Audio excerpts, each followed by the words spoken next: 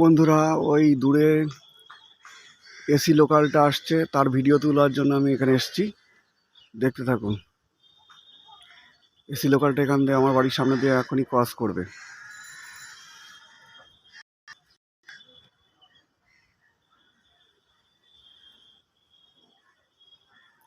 ওই প্রথম AC local Ranaghat থেকে শিয়ালদা পর্যন্ত যাবে।